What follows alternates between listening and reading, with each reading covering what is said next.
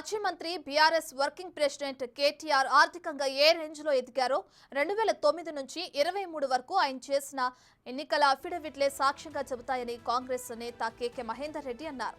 అవి చూస్తే తెలంగాణ ప్రజలందరికీ స్పష్టమవుతుందని తెలిపారు.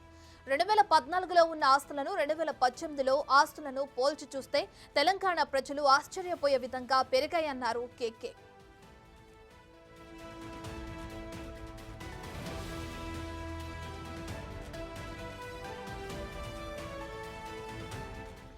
2018 నుంచి 23 వరకు కూడా ఇంకా విపరీతంగా పెరిగాయని అన్నారు.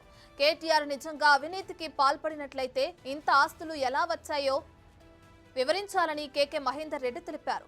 హైకోర్టులో ఎలక్షన్ పిటిషన్ వేశానని, దానిపై కేటీఆర్ కు హైకోర్టు 4 వారాల నోటీస్ ఇచ్చిందన్నారు. వాటిపై కేటీఆర్ తప్పకుండా హైకోర్టుకు తెలంగాణ ప్రజలకు సమాధానం చెప్పాలని డిమాండ్ చేశారు కేకే మహేందర్ రెడ్డి. ఇప్పుడు కేటీఆర్ గారు 2009 నుంచి 2023 వరకు వేసిన ఎలక్షన్ అఫిడవిట్లను చూసినట్టయితే ఆయన ఏ విధంగా ఆర్థికంగా అభివృద్ధి జరిగిందనేది తెలంగాణ ప్రజలందరూ కూడా తేటతెల్లమైపోతుంది కదా. ఇది 2009వ అఫిడవిట్. ఇది దీనిలో ఉన్న ఏదైతే ఇందులో ఉన్న ఆయన ఆస్తులు ఏవి చెప్పిండో వాటిని వాళ్ళని ఎలక్షన్ పిటిషన్ కూడా వేయడం జరిగింది. వాళ్ళ 2009లో ఉన్న ఆస్తులు ఇంచుమించు 2010లో ఉన్న ఆస్తులు ఒకటే, ఎందుకంటే ఒకటే సంవత్సరంలో అయింది కాబట్టి పెద్ద తేడా లేకుండా ఇచ్చిండు వాళ్ళ. దాని తర్వాత 2014లోకి వచ్చిన ఆస్తులను చూసినట్టయితే 2014లో వారి ఆస్తులు ఏ విధంగా పెరిగిపోయినాయి, ఆయన నిజంగానే సచ్చీలుడైనట్టయితే మరి ఒకవేళ ఎమ్మెల్యేగానే ఆయన విధులు నిర్వహించినట్టయితే ఆయనకు ఏ విధంగా ఆస్తులు పెరిగినాయి అనేది కూడా ఒకసారి ఆలోచించుకోలేదు. 2014 సంవత్సరం నుంచి ఆయన తెలంగాణ రాష్ట్రం వచ్చిన తర్వాత మంత్రిగా ప్రమాణ స్వీకారం చేసిండు.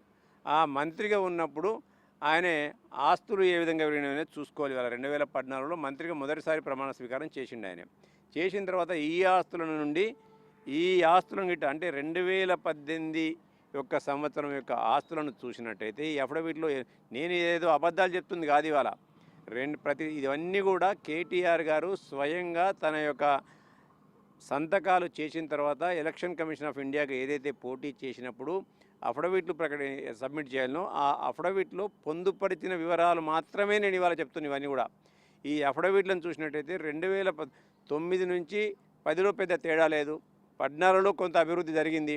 దాని తర్వాత ఇక 18లో చూస్తే అసలు ఇమ్మడి ముబ్బడిగా ఇవాళ తెలంగాణ ప్రజలందరూ కూడా ఆశ్చర్యపోయే విధంగా ఇవాళ ఆస్తులు పెరిగింది. ఇవాళ దాంతోపాటు నిజంగానే ఈయన సచ్చీలుడు అయినట్టయితే, అవినీతికి పాల్పడినట్టయితే, ఇలా అక్రమాలకు పాల్పడినట్టయితే మరి కేటీఆర్ గారికి ఈ ఆస్తులన్నీ ఎక్కడి నుంచి వచ్చినాయి ఒకసారి ఆయన తేటతెల్లం చేయాలి ఇవాళ.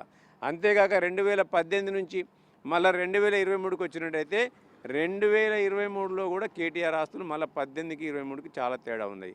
ఇవాళ విచిత్రమైన విషయం ఏంటంటే ఇవాళ 2023 అఫిడవిట్లో 2018లో వాళ్ళ అబ్బాయిని 2018లో చేసిన అఫిడవిట్లో కొడుకును అక్కడ డిపెండెంట్గా చూపించిండ, డిపెండెంట్ 2గా చూపించిండు ఆయన 2018లో. 2023కి వచ్చేసరికి ఆయనకు 18 సంవత్సరాలు నిండినాయి. ఇవాళ 2018లో 18 నుంచి 23కి వచ్చేసరికి 18 సంవత్సరాలు నిండినాయి. మేజర్ అయినట్టే లెక్క. వాస్తవంగా మన రాజ్యాంగం ప్రకారం ఎలక్షన్ కమిషన్ ఆఫ్ ఇండియా దాని ప్రకారం కూడా 18 సంవత్సరాలు నిండిన ప్రతి వ్యక్తి కూడా మేజర్ కిందంటే పరిగణించబడతాడు ఇవాళ. కానీ ఎలక్షన్ కమిషన్ ఆఫ్ ఇండియా ఏమంటుందంటే ఇవాళ 2000 మేజర్ అయినంత మాత్రాన ఎకనామికల్గా మేజర్ అయిందా అని ఇంకా డిపెండెంట్ అవుతుందా లేడా అనేది ముఖ్యం ఇక్కడ. కాబట్టి 2023కి వచ్చేసరికి కేటీఆర్ గారు ఇక్కడ వాళ్ళ అబ్బాయిని ఎక్కడ కూడా ఆయనే డిపెండెంట్గా చూపించలేయాల. కల్వకుంట్ల తారక రామారావు గారు వాళ్ళ అబ్బాయిని ఎక్కడ కూడా డిపెండెంట్గా చూపించలేయాల. ఇవాళ డిపెండెంట్ లేడు కానప్పుడు ఆయనకు హిందూ అన్డివైడెడ్ ఫ్యామిలీ కింద ఆయన కొడుకు 1 వీక్లో ఎప్పుడైతే మేజర్ అయిండో, మేజర్ కాగానే ఎక్కడ లేని విధంగా 36 ఎకరాల భూమిని తెలంగాణ పేపర్ ఏదైతే వాళ్ళ ఇంటి పేపర్ ఉందో ఆ తెలంగాణ పబ్లికేషన్స్ నుంచి హిమాంశు పేరు మీద ఆ యొక్క ప్రాపర్టీ మార్చబడింది. అంటే వారికి ఇంచుమించు ₹1 కోటి ఇవాళ రిజిస్ట్రేషన్ వాల్యూ ప్రకారం, అంటే మార్కెట్లో దాని వాల్యూ ఇంకా వేరే ఉంటుంది ఇవాళ.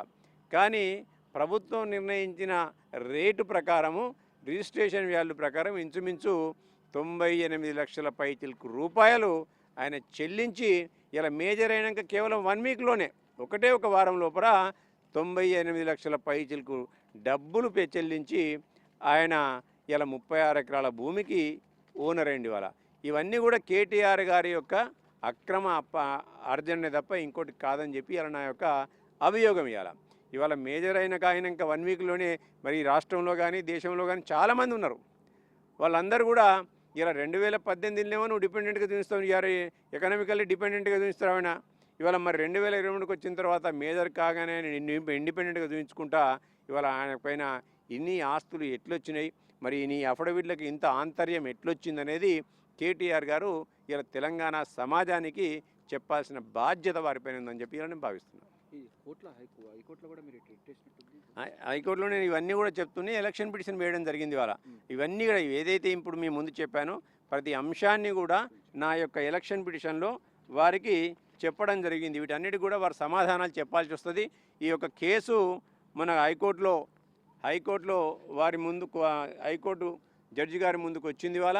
వచ్చినప్పుడు వారు ప్రతివాదులకు అంటే కేటీఆర్ గారికి వారందరికీ కూడా 4 నెలల నోటీస్ ఇవ్వడం జరిగింది ఇవాళ. 4 వారాల నోటీస్ ఇవ్వడం జరిగింది.